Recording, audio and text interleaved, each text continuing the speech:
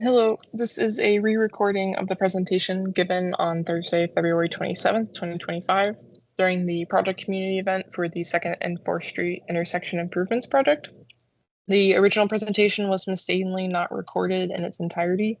This presentation contains all of the same information that was given during that event, and a synopsis of written and verbal comments received during the open house portion of the community event can be found on the project website, which will be shown at the end of this presentation.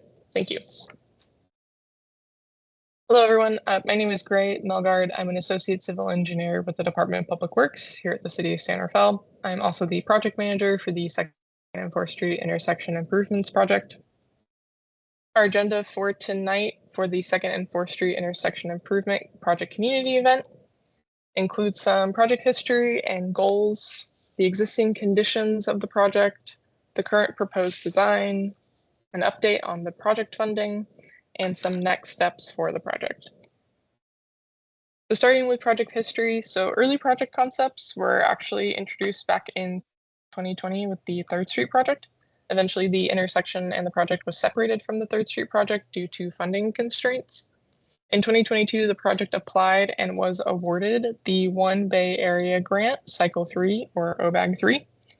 In early 2023, the project began what is called the Preliminary Engineering and Environmental Documents phase, or PAED phase.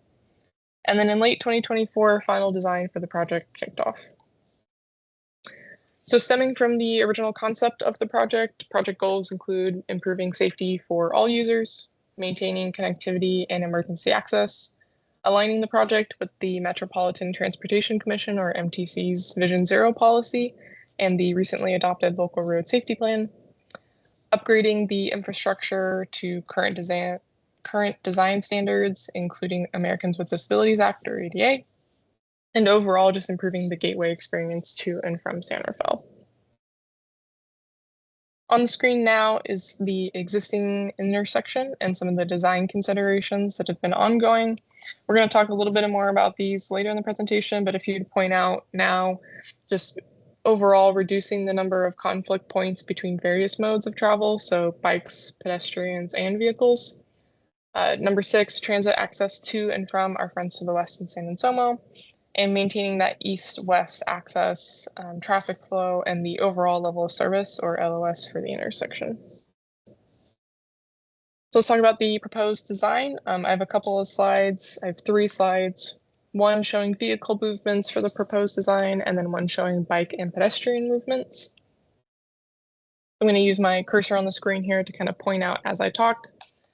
So starting here on the east, we maintain 2 through movements heading westbound on 2nd Street. One of the major changes from the current intersection is the reduction of this left turn lane from westbound 2nd Street onto Marquard or West End Avenue. Coming down to the south, we have still the east and west connections on Marquard, so either heading east to merge onto eastbound 2nd Street, or heading west and merging onto West End Avenue. West End Avenue maintains a 2-way on this end, so you can either turn right onto Marquard Avenue, or also looking at restoring a through movement from West End Avenue to merge onto 2nd Street eastbound. Maintain the 2 through lanes on eastbound 4th Street. Maintain the eastbound left turn from 4th Street to the northeast 4th Street. Here are 2 through lanes returning on the westbound 2nd Street.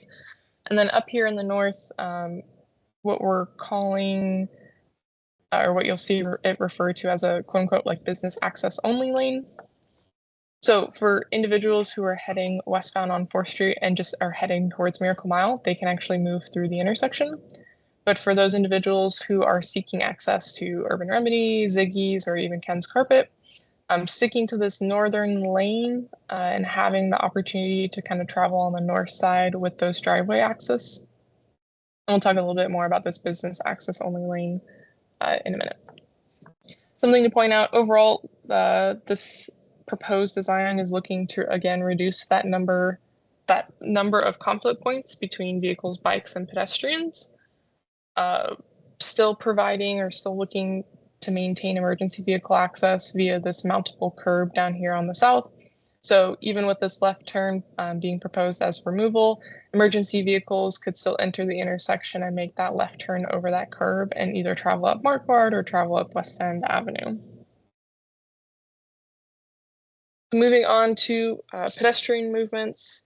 So looking to reduce the number of pedestrian movements from the current intersection and making sure or trying to straighten them out, simplify them just to make ease of movement through the intersection more reasonable.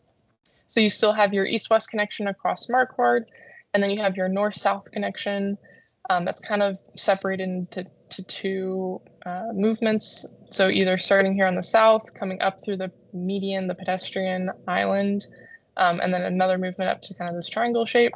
You then could turn and make the east-west connection towards the Shell gas station, or can make a secondary movement to the northwest to kind of come to the far north side of the intersection towards Urban or towards Pond Farm. In that vehicle, I'm sorry, that pedestrian movement, that north-south corridor. Bikes mimic pedestrians in this instance, so you still have your east-west connection via the existing bicycle track, east-west connection on West End Avenue, and then north-south connection access to 4th Street in that same kind of pattern as pedestrians. So we are completing that east-west connection for the bike path while still trying to improve bike access to the north through the intersection. So talking a little bit more about that north-south crosswalk location and alignment. So a couple of things for consideration here. With the proposed removal of that left turn lane, it allows for the creation of this bicycle and pedestrian refuge in between these two through lanes of travel. What it also allows us to do is, as pedestrians are making that initial north-south movement, it allows for a coinciding vehicle movement through the intersection, either on or off 4th Street, represented by these two blue arrows. So if you were a pedestrian, you were on the south corner, you would make the movement up to this triangle shape and then wait before making the movement there. And while you're waiting, those vehicles are coming on and off and just helping to overall improve the operational timing of the intersection. Something else to point out is you'll see that these pedestrian crossings in the center here are kind of staggered. This is a common design element that helps with safety because as you are crossing as a pedestrian or a bicyclist, that stagger forces you to kind of turn and look into oncoming traffic either direction. So heading north, if you're standing here, you would look to your right. If you're heading south, you would stand and look to your right as well. And just kind of as a safety element, looking ahead into oncoming traffic. Another element to point out here are these bike cutouts. So this is diverting here on the south, eastbound 4th bicycle traffic, and then westbound 4th bicycle traffic up here on the north. This image over on the left is just an example from City of San Francisco on how maybe those bike cutouts would look to help divert traffic that is trying to make the north-south connection. So the driveway access lane, so really looking to maintain access to the driveways and businesses on the north side of 4th Street while still reducing speeds through this through movement. So in this instance, we would look, the city would look to signalize this travel lane on both sides. So either the through movement through the intersection or the movement onto the business access only lane. And that is to help control as pedestrians are crossing to keep that opportunity safe. In terms of traffic calming, we do have kind of a toolbox of options to help drive speeds down. It might look like speed bumps or speed tables, as you can kind of see in the image on screen. And it might also look at bulb outs to visually narrow the lane width, texture or color changes through this drive lane, vegetation, etc. So coming back to this westbound left turn lane closure. So the westbound left turn lane closure does allow for the creation of that pedestrian and bicycle refuge. It also moves the north-south crossing for bicycle and pedestrians to the east side of the intersection, as we're accounting for higher speeds of individuals in their vehicles traveling off Miracle Mile coming towards the east, giving a little bit more time for visual cues with pedestrians and bikes. Still maintaining emergency access via that mountable curb. smoothing opportunity to smooth that eastbound 2nd Street merge, and overall just trying to simplify, straighten those crossings.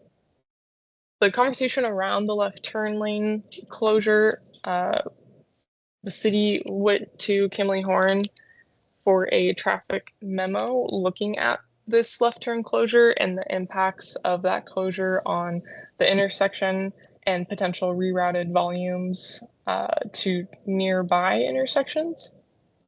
So on the screen now, you'll see the AM and PM peak hour volumes. So those peak hour volumes, that is the number of vehicles that are using a specific turn or a specific movement during the highest traffic time observed over a standard like 24-hour period.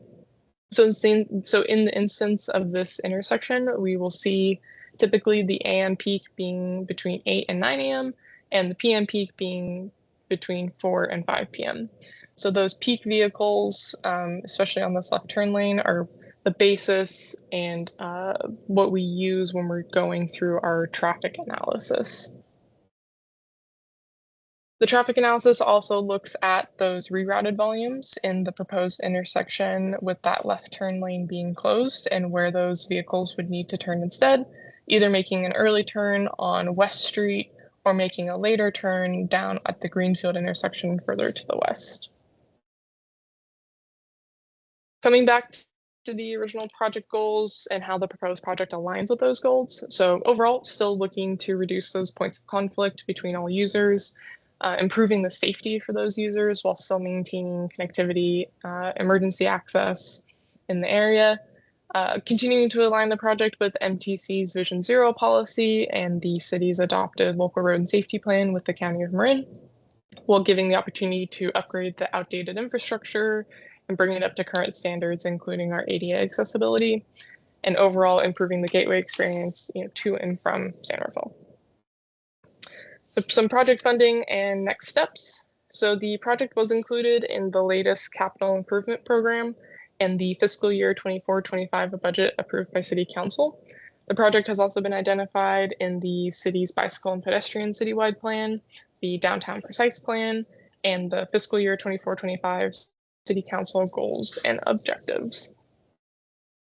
So the OBAG 3, the One Bay Area Grant Cycle 3, those objectives include improving safety, spurring economic development, and helping the Bay Area meet climate change and air quality improvement goals.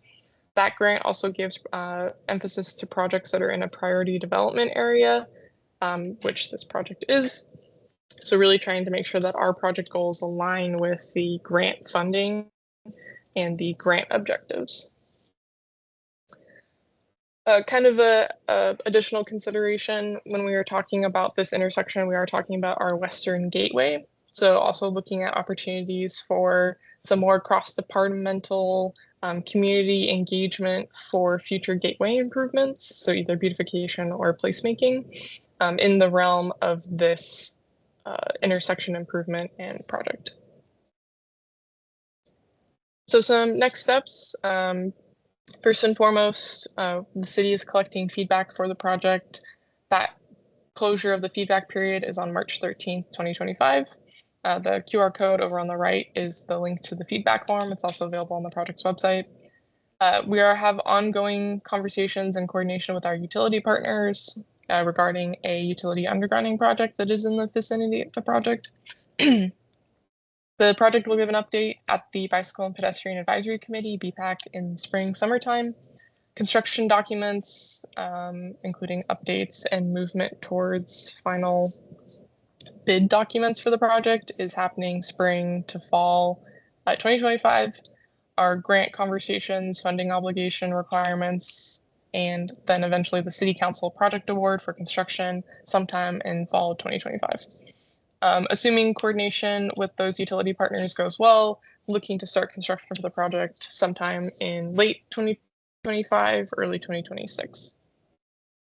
Thank you very much. At this point, individuals who were in the room for the community event were invited to go join us in the lobby for some light refreshments and to engage with conversation with the design team and project members. There were a number of handouts and poster boards that were available that will be uploaded to the project website for viewing. Thank you very much.